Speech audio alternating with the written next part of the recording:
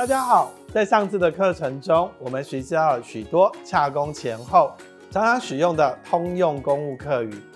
今天我们要继续了解在业务办理流程中的常见用语，让我们马上开始吧。第一句是大家可能最需要先学到的。当你遇到一开始就跟你讲很多客家话的民众，这时候你要怎么解决这个问题？第一招教你的就是拍谁，俺唔晓讲哈。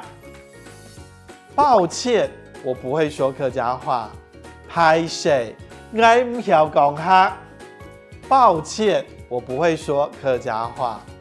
这个时候你就可以赶快请对方等一下，然后赶快跑去找会讲客语的同事前来帮忙。如果你觉得这个句子太长了，我教你一个简单的版本。唐唔识，唐唔识，就是听不懂的意思。这个时候一样，赶快去找你会讲客家话的同事前来帮忙。接下来，如果我们遇到民众走进来要办公的时候，要接洽业务的时候，我们可以引导民众去抽号码牌。这个请抽号码牌，这个客家话要怎么说？抢抽号码，抢抽号码。这个抢抽号码就代表了请抽号码。这时候可以先学起来哦，抢抽号码，这是很基本，然后很简单的一句话。接下来我们在业务上需要跟民众收取费用的时候，我们举一个简单的例子，我要跟您收200元，那这句话要怎么说？我会捞你收200元，我会捞你收200元。好，这句话也可以学起来，重点是什么？我会捞你收多少元？我会让你收一个数字元。好，这也是可以学起来的常用句型。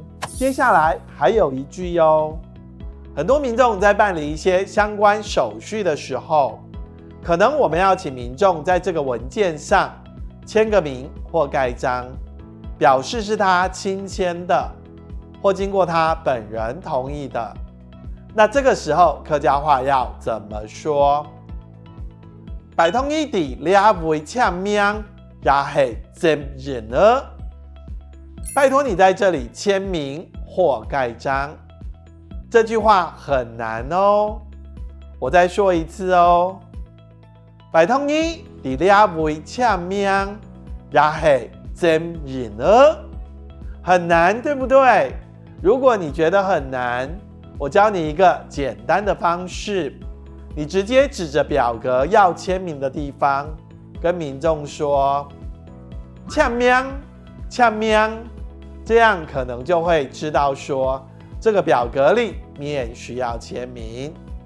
注意，现在很多时候，可能民众来报户口的时候，或者是谈到子女继承的话题的时候，也许他们就会觉得男生女生不一样。那这个时候我们可以尝试跟民众说，现在男女是平等的，所以我们可以提到男生女生都相同。这句话客家话怎么说呢？